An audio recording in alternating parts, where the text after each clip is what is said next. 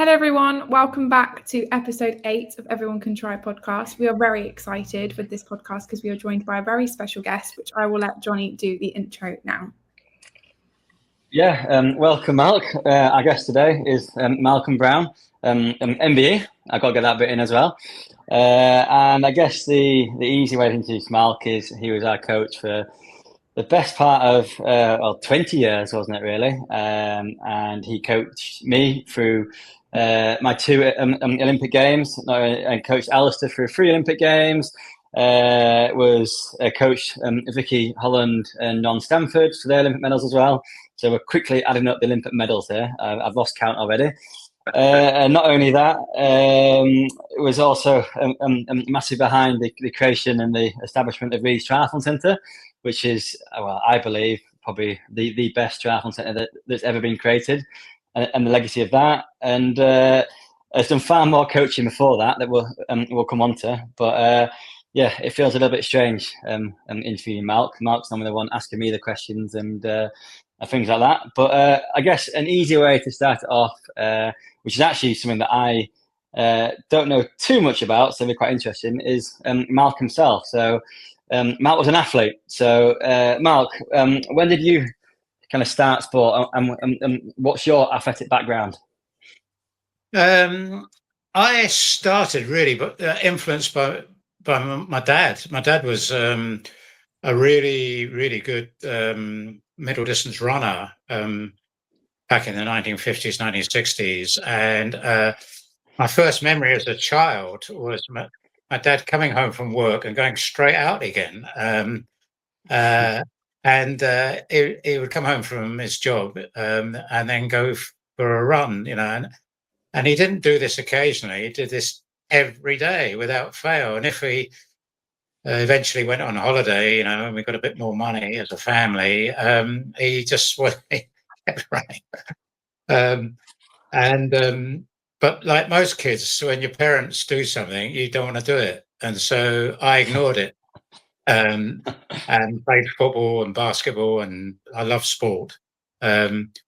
And eventually the school was, as always, short of an 800-meter runner against in a competition. And I started running and I got a bit of success. And I realized I was less bad at athletics than I was at all the other sports.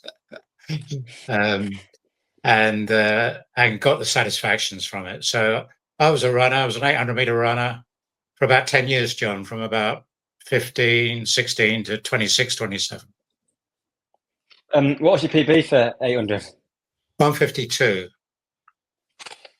Fast. So you got some speed then.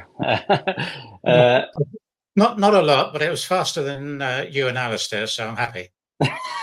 Yeah, we always talked about doing an 800-meter handicap at the end of every season, and we never quite got to it. So I reckon I would have beaten Alistair back in my day, fast days at 800 meters, but would have been close. He'd have sat behind me and tried to come around me with a finishing 100 meters. But when did you get into coaching then? So when was your when did that all start? Yeah, about 26, 27, because although I would never have been a superstar athlete, I got a lot of injuries. Every year I was injured, and in those days, we're talking about sort of late 60s, early 70s. There was no sports medicine. I had to read pamphlets sent from America on stress fractures and things like that. If you went to your GP and said, I've got an Achilles tendon injury and I think they used to shout at me, "You don't tell me what you need." I remember being shouted at by my GP. I am the medic here. So to cut a long story short, every year I'd have 3 months off and I'd start again. I eventually realized I was going nowhere. And in one long break I had, I was a PE teacher. I started to, I kept going up to the track, because that's what I did when I was in my free time, and started to coach a couple of kids up there, and took a couple from the school I was at. So my early coaching years were about age 27 to 30, in and around school kids, really. and on top of my PE teaching. But I was fascinated by all sports, and I was fascinated by how people got better, why some of the best never made it, and why some of those who weren't the best did make it. I was training alongside international athletes, and coached by a very good international coach as well. Yeah, and I guess comes back to the point about some making it and some not making it. Because I remember we heard the stories of some of the runners that used to coach back in the day who they did some amazing run sessions. Would go and do 5 k, fly around in 2:40. I guess what do you think is the big difference in the mentality between the ones who can convert those decent sessions into races and the ones that can? Yeah, I think there's sort of two threads on that, really. One is there are some people who just are very, very apprehensive about competition, the competitive environment, and they may have done some fantastic sessions, and they may be fitter than by all stretches, all measures than they've ever been, but you don't have confidence that come the race that matters, they'll be able to produce the goods. So there's that. So there are some people who fall into that category, and I've had one or two like that, and it was very frustrating for them, frustrating for the coach as well. And I never really found a solution to it. You could improve it, but you couldn't really make it better. I couldn't. Yeah, and also on that, I think I always believe that a lot of athletes are almost scared to show this is what I've got and this is the best. This is me at 100%. I remember you telling me stories about some amazing runners that had a big race on Saturday and used to find out they'd done a Thursday race, and basically they did that. I always believe as a defense mechanism to be like, oh well, I could have done better on Saturday if I hadn't done that Thursday. Next time round, the same thing will happen again, which I think one thing that you taught us, and Alistair was brilliant at, especially, was making sure you turned up on that day 100%. You only got one chance of it. I remember you saying about London 2012, aim to win it by a stride. And I took that as in, never take your foot off the grass, because you never know, you might lose it because you missed out on that session. And also aim to do everything so well because believe that everyone's still chasing you and you need your best performance. And also turn up to London Olympic Games on the start line, which I believe we did, going, I've got, I'm here. I've got, this is my 100%. This is my best day. If anyone beats me today, then fair play to them. And that's what I believe Alistair is really good at. Yeah, no, absolutely. And there are different ways of approaching different athletes, and but at the end of the day,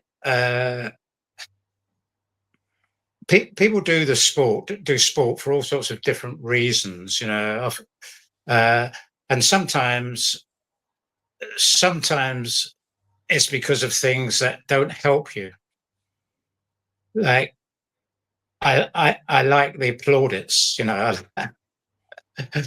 that really doesn't help you when the going gets tough. You have to learn to enjoy how tough it is, both in a race and in the training. You have to rejoice in the fact that in January you're in the snow. There's only you and your coach and half a dozen other people there. Nobody cares. Everybody else is at home being sensible. It's dark, it's cold, it's miserable. They're watching the TV, they're having a meal and a beer afterwards. Whereas you, me, and Al were standing in a blizzard trying to get a session done, if you remember. And in a sense, you have to rejoice and enjoy that, when you eventually get home and after it's done. And I think that's one of the things that both you and Alistair had, apart from what you said about London, which I totally agree with. You could enjoy and find ways of enjoying really hard work on a regular basis. and that will bring you to the race day ready to deliver a performance. But what you and Al had was the ability to perform as well, and better than anybody else in the world, which is fantastic. Yeah, I think I remember a few of those sessions in blizzards. I definitely remember the winter 2010, where the track was closed for about 4 months, and the amount of sessions we did out the back of Leeds Beckett Field around there. And that's another thing. Another important thing about coaching is the consistency. Is with Malcolm, I probably can remember the sessions you weren't there on one hand. Over the best part of 20 years. So the consistency of turning up, which made us consistent as well, because if you were going to be there, we were definitely there.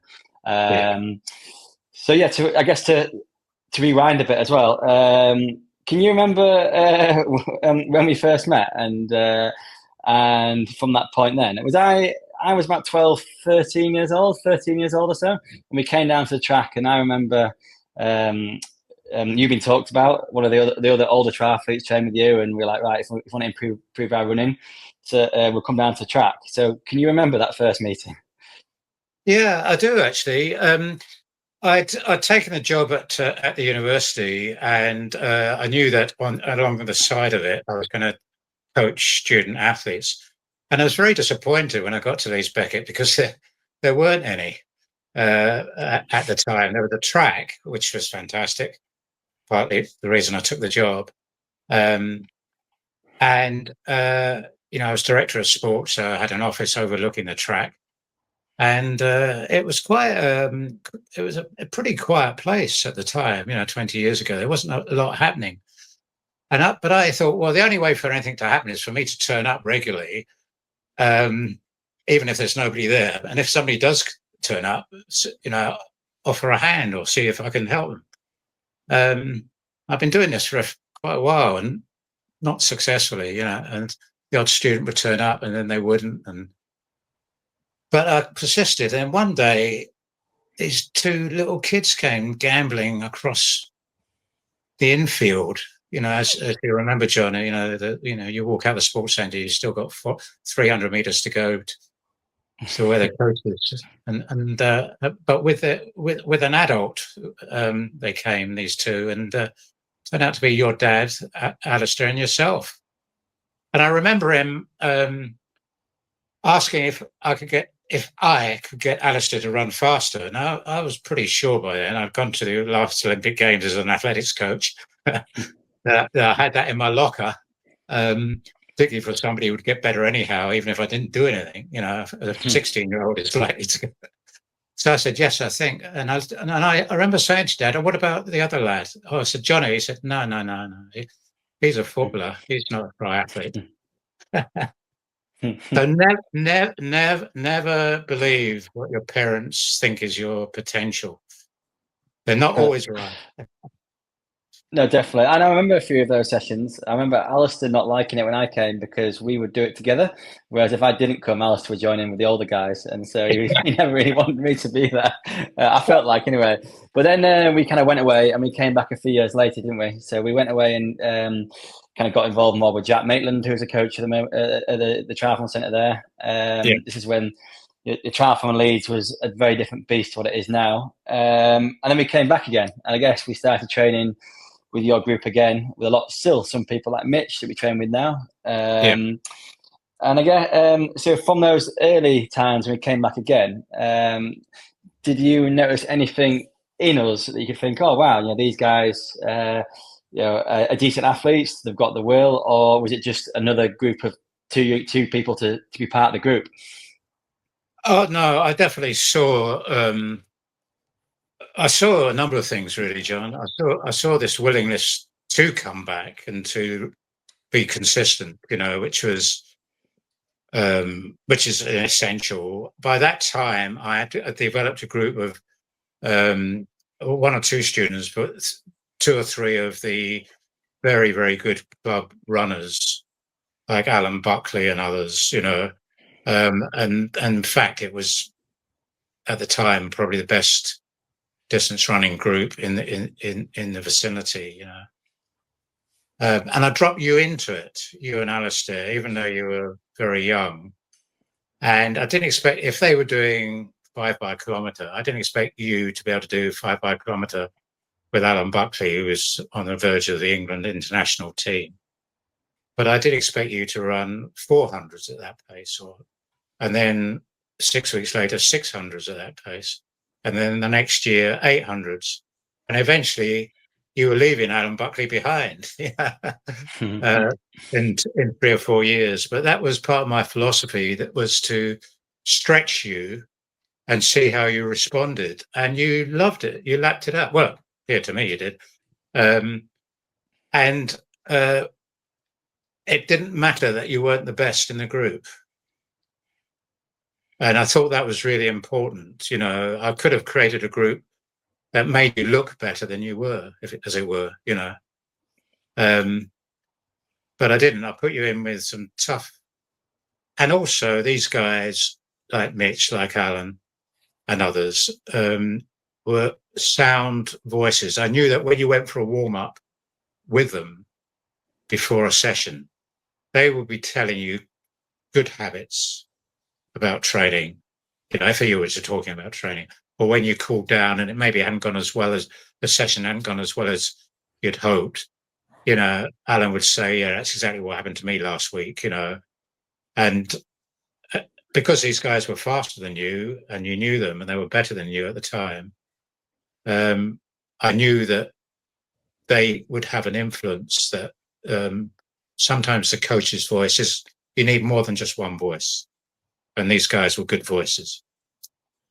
Yeah, they certainly were, definitely. And I remember those sessions, those early sessions where, you know, I started off, I probably was only doing 400 meters of a kilometer rep, but and that was also part of your philosophy, wasn't it, really? And I think we were actually quite, well, you were revolutionary in triathlon with this. I very much just got told what to do. But in the we were trying to be runners. We weren't trying to be triathletes. So we kind of realised by that point that if you wanted to be a good triathlete, you had to be one of the best in the country at a national level. So we were running as runners, and to do that, you needed speed. And I believe, I might be wrong here, but your philosophy was you pretty much had a window between certain ages, you might tell us that more, where you can build that speed, and if you don't build speed in that window, it's gone. And that is your philosophy, isn't it? And has your philosophy changed much over the years of since you were coaching? No, I mean, I'd worked, by the time you came, I'd coached for 20 years in middle distance, a little bit of triathlon, but nothing to talk about. I'd been national junior coach for middle distance and national coach. And I'd really worked out in my mind why youngsters developed or didn't in endurance. And part of the equation was this issue of speed and lack of speed in finding you out in the end, even at 10,000 meter running, for instance. It's uncontroversial now, but it was highly controversial when I was doing it with you, and it was particularly controversial because you were young. And not only were you doing the speed work, you were doing a lot of volume in the other, because of the swimming and the cycling and overall. And so I was getting, others telling me that A, you were training too hard, and B, you were doing the wrong training anyhow.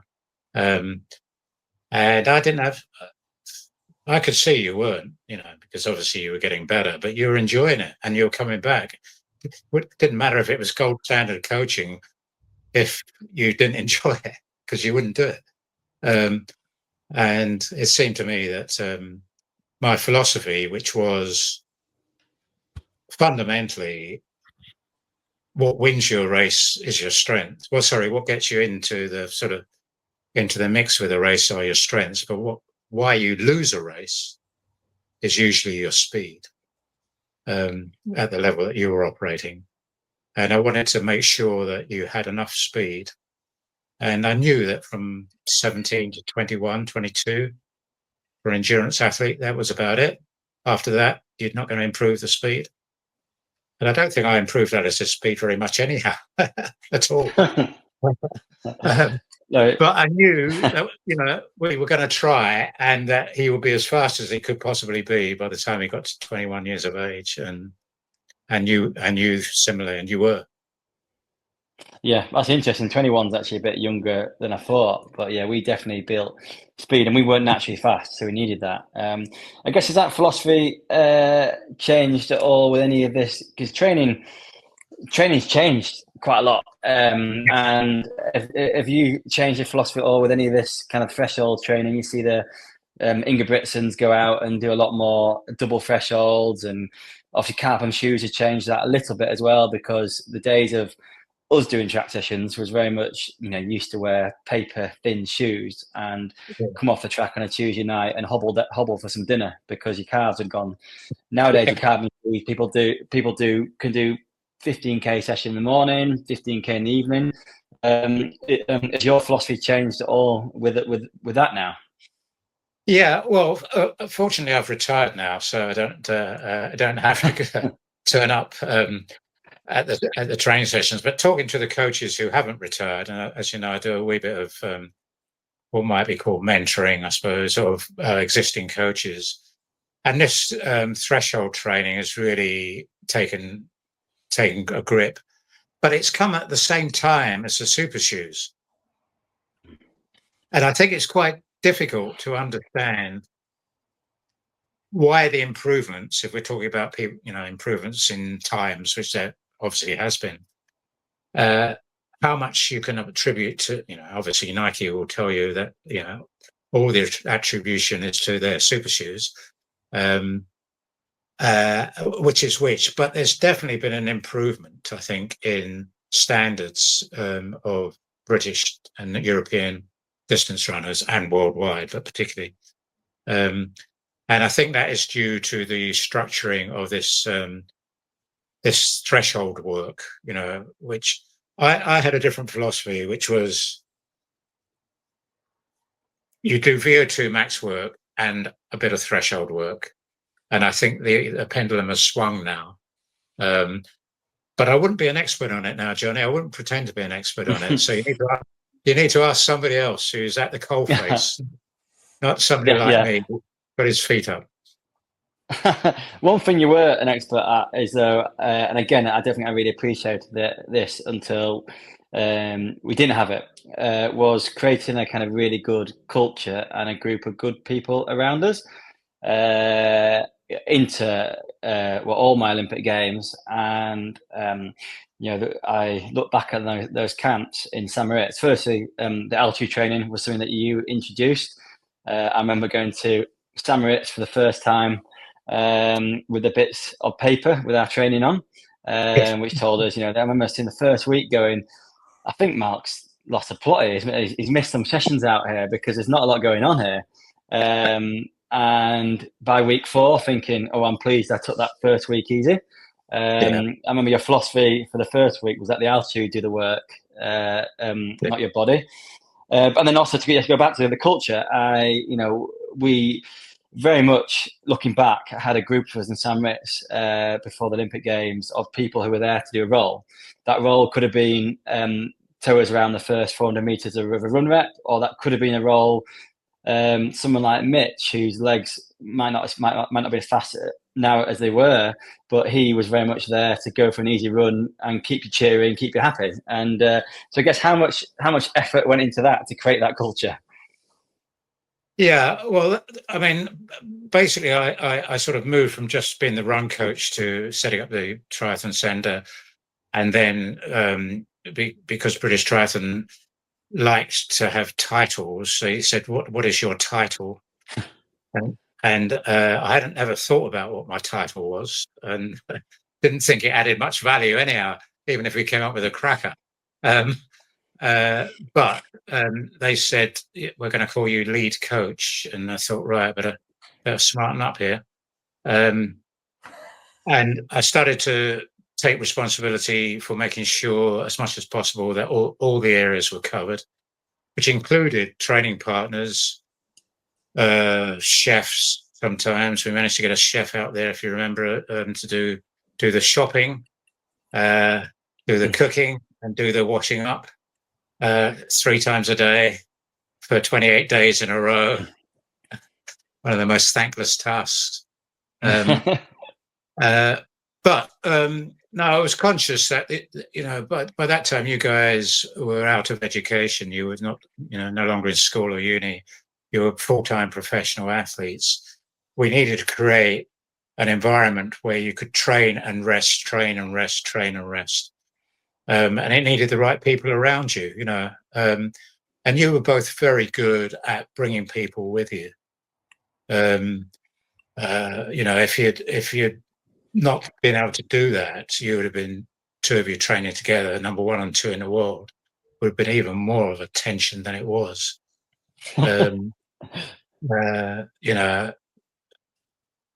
So, you'll name them yourself, but you had a lot of good, solid guys. Not many of them lasted 15 years, though, I can say. Most of them had a sort of lifespan of about 4 or 5 years before they combusted trying to do the training. But we had occasionally we could offer them a special 4 weeks in San Moritz, which kept them going. Not a bad life. But that education thing, so I pick up on. You were really encouraging for people to continue in education, and it's something we definitely see have changed now. Is that people very much leave school and go out and a full-time athlete. And my parents were the same, but you were definitely, I think you should do more than just sport. Why was that? Yeah, well, a number of reasons, really. I mean, in some cases, not everybody becomes multiple Olympic medalists. They may have to get a job at some stage. And how can you get a job? If you say, well, I'd like you to employ me, but all I know is triathlon. Well, you might get one in triathlon or related, but you might not. So I thought it was a good thing for everybody who came to us at 18 to make sure they got their degree, and I would have given that a priority, and they all did, thank goodness. But on top of that, you need interest. You need to be able to talk about things other than power outputs and drag coefficients. There are not a lot of people outside the world of triathlon that are at least bit interested in power outputs and drag coefficients. So in your case, John, as you know, you can talk about anything because you're interested in all sorts of sports. But you can also talk a bit about history because you spent 3 years. A bit. Yeah, and not as much as sport, but you've got interests, and obviously the world of triathlon has given you so many experiences anyhow because you were that good and you're able to deal with commercial sponsors and all the rest of it. But not everybody's in that position. And I always felt that I could say to an athlete, give it to you 24, 25, see how it goes. If it goes well, you'll stay in the sport. If it goes badly, you'll have a degree. You'll have traveled the world with a bike box. You'll have a couple of commercial sponsors you've had to keep happy. So you can go to any interview for any job and line up alongside the other candidates and say, have the other candidates got this? Have they traveled the world? Have they got, and the answer is no, they wouldn't have been able to do so. So that was the reason. Long-winded way of saying I felt it was good for your all-round development and for your career. Yeah, true. And now a couple of questions that I've kind of always wanted to ask, and maybe you've never actually been asked, but at which of our Olympic Games were you more confident we were going to win medals, or so London or Rio? Which one do you think you were on the start line going, I'm more confident here, or you're not confident for either, or you're really confident for both? I think Rio. Just off the top of my head, I would like notice of difficult questions in future, Jonny. Thank you. I think Rio. despite everything, and we all know what went on in the background with injuries and what God knows what between those two Olympics, I thought that the conditions and circumstances of Rio were going to be so foreign to you and your key rivals that you would have the advantage because of the track record you had between London and Rio, by and large. You know, you'd gone, both of you, you know, you with your 50 plus podiums, Alistair with his untouchable on his day. I felt that in the minds of the other athletes in the race, when it gets tough and super tough, their belief would be that you were the two best in the field. And it will come down to those small margins. They would hope to be as good as you, but they wouldn't expect and believe to be as good as you. And so, whereas in London, of course, it was a different set of challenges, you know, with it being so new and your first Olympics as a competitor, and so on and so forth. And London was just, you know, it was different, wasn't it? It was for me. There was a lot of people wanted my attention in London. Yeah, and I kind of echoed that day for you, so because Malc's role was to be near the penalty box as well, and he had to go back and watch the footage of me getting a penalty for jumping on my bike too early, arguing. He was stood there with his. You have to take a $50 note or something to launch an appeal or something? Yeah. But there was no point doing it because it was clear, the most clear penalty in the world. But thanks for that, John. That made it easy for me.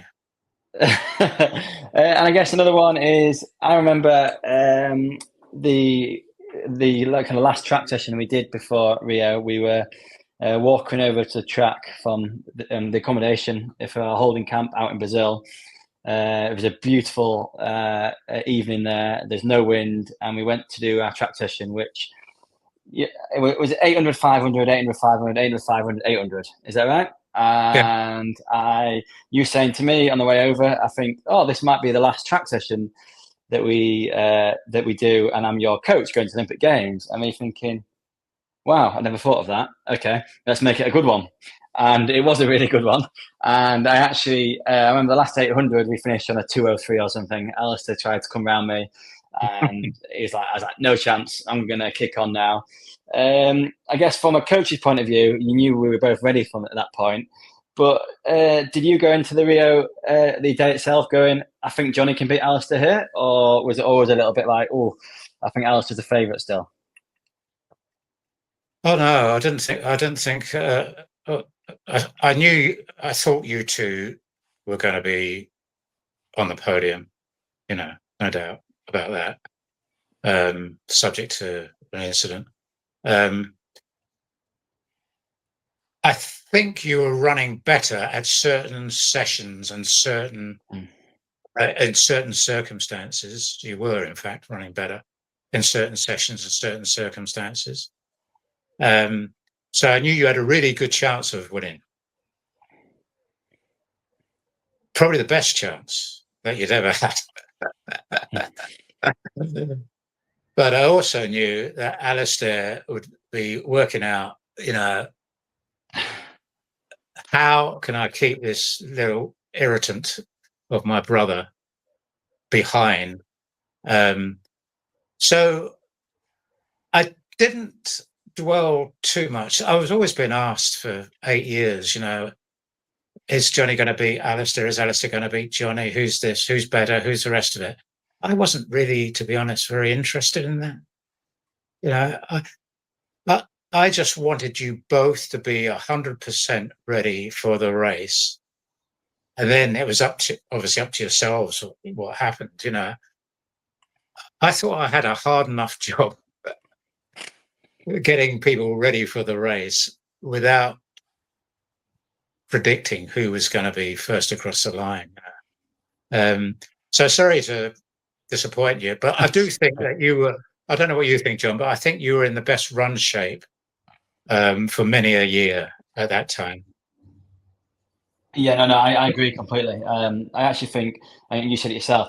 I was in really good run shape, but in 2015, just before I got my stress fracture as well, I was equally as good, if not better. And I remember going into London when I got my puncture that year as well. You saying, "Oh, that's a shame," because I think it might be one of the fastest 5Ks I've ever seen in triathlon there. But I got a puncture, couldn't show it, and then got a stress fracture. But so I got one last question, and then Andy's got one more. And I guess my one question is. What is there's some obvious answers to this, but there's also some not so obvious ones. And what's your proudest moment as a coach? I'm asking out lots of hard questions. I should have warned him.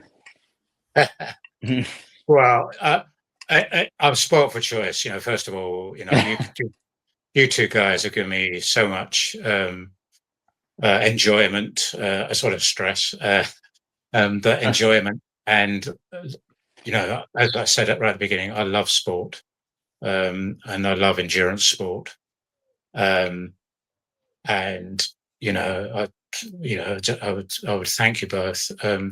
But strangely enough, John, my wife has just qualified to go to the World Championships in Pontevedra next year. Brilliant. Well, yeah, lots of our listeners will be aiming for that. And Pontevedra was the first time that I was with you when you finished first and second at the Europeans. Alistair first, you second, in an interesting race. And the Union flags went up. First, second, I can't remember who was third. And at that moment, I felt very proud. A little bit too proud because there's a backstory to that, but maybe that's for the next podcast. Yeah, Pontevedra was a very complicated series of events, wasn't it? But yeah, yeah. But I think obviously the Olympic Games and that, but to be honest, the coach is completely irrelevant at the Olympic Games. You're swamped by you can't get from A to B. Afterwards, you guys are taken off. I don't see you for weeks. Whereas I was just a few feet away from you now, first in Europe, second in Europe, the Union Jacks up there, and no real crowds, very small. And I think that was sort of the closest I felt to you both on a great moment, The other great moments, the coach disappears off into Costa for a Starbucks. Yeah, I know. It's weird after Olympic Games how it all works out, and the people who have helped you on that journey are actually the ones you don't see for a while because it's, obviously you get the random BOA staff who then come and take you off to go and talk to BBC or go to the next interview. But that's my questions. Andy's got one more. Well, firstly, Malc, it's an honour to be here on the podcast with you. Firstly, and you mentioned that you got into coaching around about 26 years old. Yeah. And from what I'm reading right now, and the emotion around all the things you've done with your with your athletes, where was the inspiration for your coaching methodology?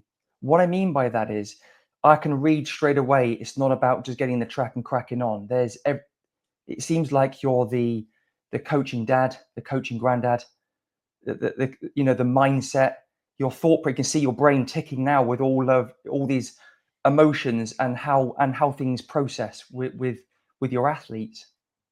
Who was your inspiration? How did you draw from that? Yeah, no, I was very lucky. Andy.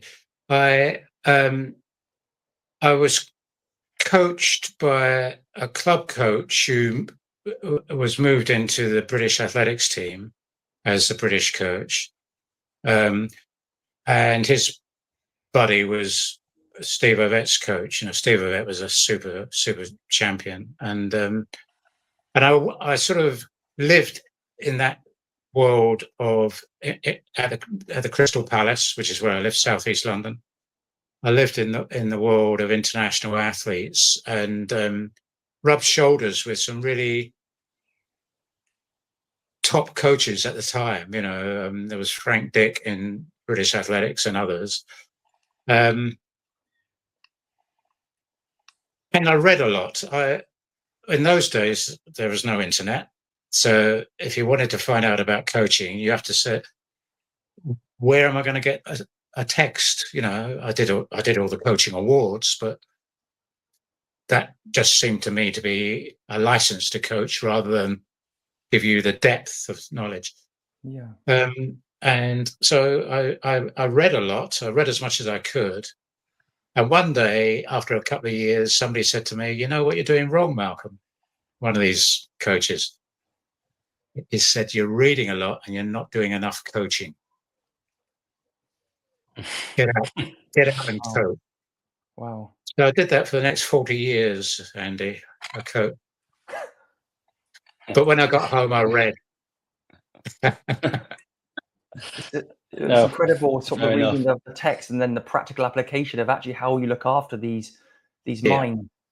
Yeah, because actually the real interest and the real beauty of being a coach is that every athlete who steps in front of you requires something different from the last one you coached. And the question is, what is it? What is it? If you just give them the same, you're probably not doing them a favor, because their physiology, their psychology, their biomechanical movements, their anatomy are not the same as the previous guy. Yeah. So I always try to tip, and with John and Al, of course, it was quite difficult because they buy one get one free there, but yeah, I got one. So one more question, and we'll wrap up because I could talk for hours. But this is actually another personal one, which is you never used to tell us the session beforehand until we got there, and you should see us warm up, do strides, see how we're moving. On how many occasions do you think you changed the session, reduced it? We would have never known that was the case, or actually made it any harder. So how many times do you actually really think you changed the session for our career? A reasonable amount, actually, John, to be honest. Okay.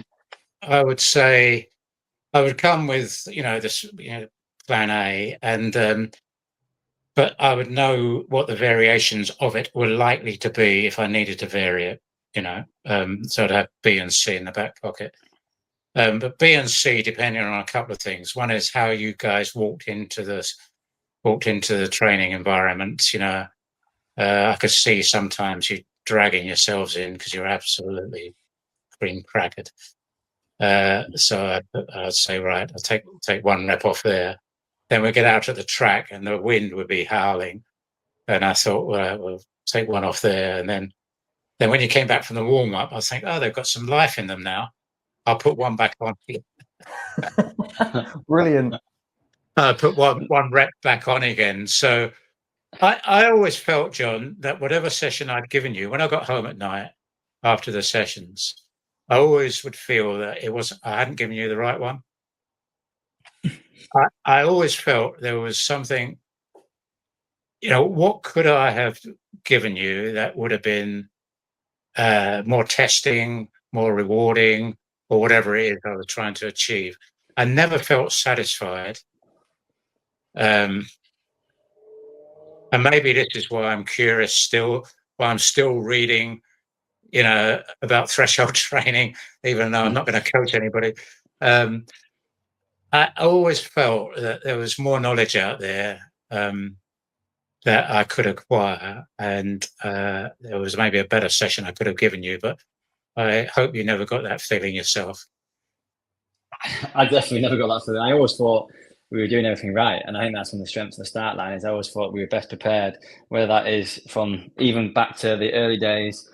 Well, first you introduced us to track sessions, Saturday morning sessions, and then drills, gym, everything. I know now everyone does it, and then even stuff like milk and chocolate milk after sessions. Like I remember you going to the news agents on the way and buying 10 cartons of the little milks bottles. And then as Sports Science took over, we got sponsored. It used to become chocolate recovery milk and all that. But yeah, I guess another thing what you did really well, which was the sessions that we knew we could compare ourselves to. So 5x off a minute, we knew what we did that for London. The timing of those sessions and you knowing that they're going to go really well. Was done really, really well, because those are sessions that could either make you or break you going to Olympic Games, for London. And I remember the one we did before London, which was 5x, and I think you originally said 250, but told Box, who was our pacer, to take it out a lot harder than that. So off we went and ended up running the last one in a 236. And instead of walking off that track with our heads down, we were walking off that track going, fair play to everyone. If everyone beats us now, fair play to them. And I knew then that all the work was done, which obviously affects the race, but obviously affects the next 10 days, because it was all about recovery then, not doing too much and not pushing yourself to kind of, think, I've got to do another session, I've got to do this, I've got to prove to myself I'm fit. So that was all, the timing of that was all done really well. And looking back on it, I just turned up and did it. So I guess to wrap it all up for me, thank you. And, what a journey from when we came across those track as a 13-year-old in my football shorts, probably my Leeds United top, to where we were and where we are now. So and we're still continuing to keep triathlon going in Leeds. So thank you very much. I'm sure we could talk about another hour about Leeds World Series, about everything else, but I think we'll wrap it up for now. So thank you very much. Thank you, John. Thank you, everybody. It's been really good fun, and don't look back very much. So it's been nice for me to be able to look back. So cheers. Amazing. Thank you so much, Malcolm. Honestly, it was such an honour to listen to it all. So I'm very excited for everyone to hear this podcast, and I'm sure you will be on another time. I can assure that with Jonny, for sure. Honestly, what an insane episode that is. We are now about to introduce our athlete of the week, which is Lance. So here we are. We're going to be speaking to him about his running journey and the stories that he has to tell. Massive welcome, Lance, to coming on to the Everyone Can Try podcast, and congratulations on being our athlete of the week. Thank you very much. Yeah, thanks for having me. Great to be here. And really excited to have been nominated, let alone being awarded. So thank you very much. Anytime. It's a pleasure having you on. So how did you get into running? Because I understand that you are the running athlete. I am. Yeah. I'm actually running obsessed, which is great. I know a lot of runners like to say they're not a runner, but I like to actually say that I am a runner. I love running. I do it, try and do it every single day. I push Andy on the Brownlee Fitness to keep sort of scheduling running for me, just like keep me moving, keep me active. And I think he gets a bit frustrated on recovery weeks when he schedules 1 or 2 runs in for me, and I still try and get 5 or 6 in. So yeah, slightly running obsessed. My obsession started about 10 years ago. I wasn't great in a health place. Like I wasn't particularly fit, wasn't doing very well. I was just turning 30 and heavy smoker, had smoked for a long time at this point. And it's like, where do you go? Do you carry on with this? Do I just lean into this and I'm just going to be a lifelong smoker? Or do I do something else? And I thought, what's the most contradictive thing I can do to help me stop? I thought, running. Of course, take running. And so my wife was very supportive at the time. She was like, yeah, let's go. And we went out for our first run. I think I got about half a mile in and I was on the floor, wheezing, coughing, feeling a lot of pain. And it was an awful experience. But I knew at that moment, I thought, oh no, all this pain is good. Like this is the reversal. And I smoked for a long time, since I was a very young child, and but that's a lot of reversal to do. So just keep plugging at it. And 10 years on, I'm absolutely obsessed with it. It's a big part of my life, and I continue to push it onto my children as well, which is probably not healthy, but take them on park runs most weekends, get them out in the running buggy. All 3 of my children have grown up in the running buggy, going out on runs with me, you know, in either early hours of the morning or in the evening, or, you know, on just a little lunch jaunt, whatever it might be. So yeah, it's been a heck of a journey in the last 10 years. So I'm glad I took on that transition and went that direction with running. Yeah, I can imagine. I mean, myself, I'm also a running athlete, so I am not the triathlete. And I feel like I'm really pro running athlete in Brownlee Fitness, because there's a lot of people that do triathlon. So how would you sum up your journey so far, and what events have you been doing in your running? Yeah, so I about 18 months or so ago, my friend, he's like, oh, I'm going to do this ultra. It's 50 miles. It starts, you know, in the center of where we live, which is sort of with Norfolk Suffolk border, just goes north for 50 miles all the way till you get to the coast. He's like, I've signed you up. I was like, oh, okay. When is it? And he's like, it's in January. And this was like October, November time. It's in January. I signed you up. I was like, right, okay, that gives us a bit of time. I'm game. I'll do that. I've never run an ultra before. I've done 1 or 2 marathons at this time, but I thought, yeah, I'll do it. And at the same time, I found out I got a club place for the London Marathon. Wow. Oh, I've wanted to do the London Marathon ever since I started running. I think it's an amazing event to like watch on television, let alone be a part of. Yeah. And so I was like, oh, I actually want to train for this. I've never trained for anything before. And I want to train. I want to do it properly. I want to put a number that I'm proud of. And so I wanted to train for it. And my friend also who'd signed me up for this run said he signed me up for Brownlee Fitness. He was like, this will help you with your training and where to start. So he signed me up for Brownlee Fitness, and it went straight into structured training, straight into let's do some activities. And it was at a time where I was enjoying my running, but I did the same thing every day. I just went out every day, did the same. The road's called Low Road. It's a beautiful little road, but I did the same 5.79 mile run every single day that I went out running. And so signing up with Brownlee Fitness meant I had to do different routes. I had to do different distances. I had to think about my route choice and think, actually, I don't want to finish on a hill, you know, on my last interval. Quite like to finish on the flat on the last interval and things like that. So it was like really having to think more about my running and increase the volume, because I had 2 big runs coming up in the diary. So it was increase the volume, increase what I'm doing. And I actually fell more in love with running since I've started Brownlee Fitness than beforehand, because now I've got some structure to it. Now I've got a goal often, so I put all my races into the diary, and I do a couple of races a month. So whether it be 10Ks, halves, marathons, ultra marathons, I do sort of a couple a month. I pick and choose, and so I've always got something in the diary. I'm sure. So Andy does all my planning for me, and I'm sure the team support as well. But I'm sure they must look at my schedule and think, how are we supposed to structure this? Yeah. I'm like, on one demand, I've got, you know, next week I've got a 10K race that I'd quite like to do well on. Last week I ran a 50K ultra. So it's like, how do you structure training around, you know, just picking and choosing runs all over the place? But hey, that's part of being a member, to keep them entertained. So I'm sure, I hope that they see that, and it does make them chuckle a little bit. It does make them chuckle. When Andy selected you for Athlete of the Week, he said, Lance is great. He's done so many great races. You need to speak to him. And I was like, oh, okay. So I think he sees how many races you do, that you are just on it. Yeah, I try and do some fun stuff as well. So a couple of weeks ago, my friend and I went. Again, the same friend. He's probably a really good influence or a really bad influence. He's also a Brownlee Fitness member as well. So let's say he's a great influence. And so he found this running festival in Wales. And so for the last couple of years, we've been doing it. We went a couple of weeks ago on a Weebly Castle, side of a little Welsh sort of hill mountain, and it's a 4-day running festival, all trail running.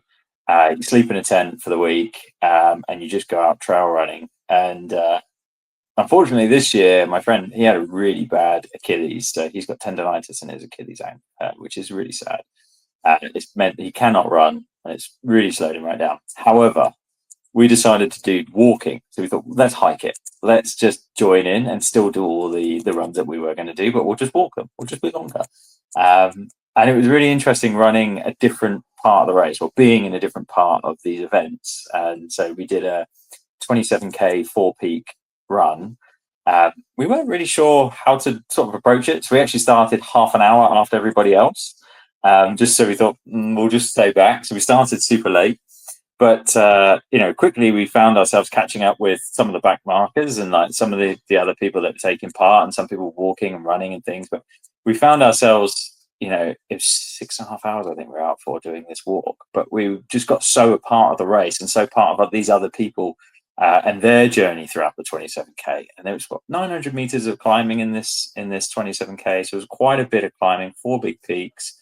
And it was just great being part of these other people, and being able to talk to people and being able to converse with them, being able to help them when they were going through difficult times, and knowing that we were just having a great day out. And it's very different to charging at the front and pushing as hard as you possibly can, and running up the side of these 12-15% climbs thinking, why is everybody else around me walking, and you're blowing a hoolie at the top, that kind of thing. So it was quite a different way to look at things. So yeah, fun to do events like that as well as like this week on Wednesday I'm doing a 10K race, and that will be an absolute sprint, and I'll probably be in lots of pain at the end.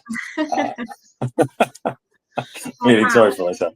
But, yeah, absolutely. Well, that sounds incredible, and all the events that you do. And with Brownlee Fitness, what would you say your favourite thing is, being part of the squad and being part of the community? I think there's a couple of things. Like, firstly, I think personalisation. There are other ways in which we can do this. There's a lot of AI assistants at the moment and things like that, and services you can subscribe to.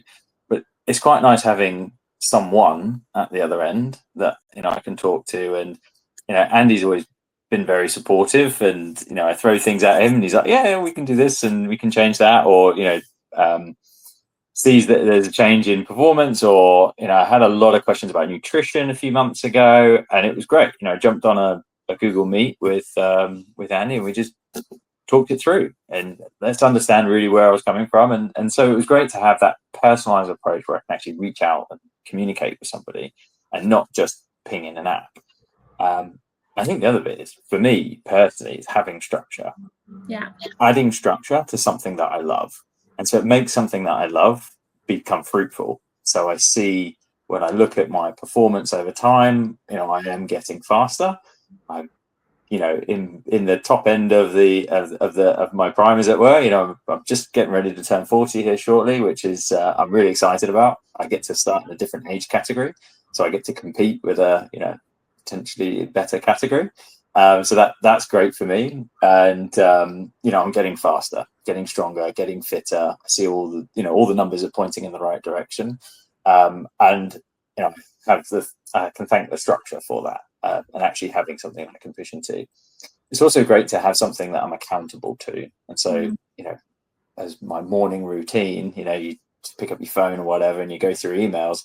I also go through my workout schedule for the week and just make sure, I can meet all of those, look at some of the interval sessions I've got coming up, think, I really want to do that one. I travel loads for work, so I do a lot of European travel for work.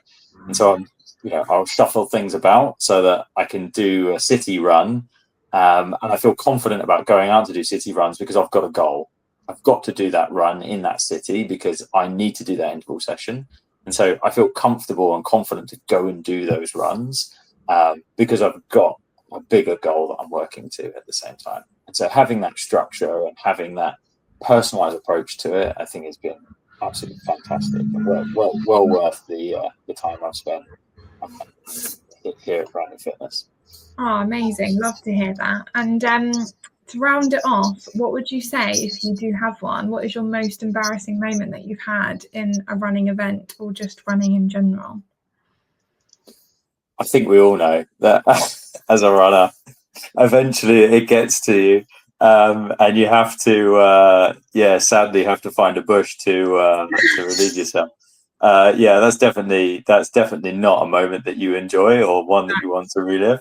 But yeah, it's thankfully it wasn't someone's hedge and it was in a field. But yeah, you know, those moments hit you, and you think, man. And I had one, you know, I had a stomach bug not that long ago, and you know, you're running and you think, why am I out? Why am I not at home? Why am I here right now? You think, oh, I'm gonna run. I'm gonna push through this. So yeah, sadly. Troubling issues with stomachs are the worst part of being caught ashore. Yeah, but, I can imagine. I'd say that's probably the most embarrassing moments. Otherwise, I'm generally quite. I just get out and go for it. I just go and have fun. I try not to. I try not to stop smiling. Although when you look at some of my race photos, they all look horrendous, and I'm definitely smiling. But in my head, I'm smiling the whole time. Oh, amazing. Thank you so much, Lance, for popping on. I really think a lot of people have value as well, especially some runners too. So thank you again, and a massive congratulations from us. No, thank you. And hopefully next time I get nominated, maybe I'll have picked up a second sport and I'll be either a duathlete or a triathlete, and with a multi-sport belt underneath me. But for now, I'm sticking with my running. Yeah, amazing. Thank you so much, Lance. Wonderful. Thank you. Thank you so much, Lance. Again, massive congratulations from us to you on being Athlete of the Week. So that's it. Another episode come to an end. We are looking forward to our next episode, topic yet to be announced. We are possibly having a special guest as well. Thank you all so much for the support on Everyone Can Try. If you have listened or if you loved listening to the show, please tag us in your stories. We'd love to see. And if you've got any questions, please send us questions to grace@brownleefitness.com, and we will try and get these answered for you live on the show with Jonny and Andy. Thank you so much for tuning in, and we will see you next time.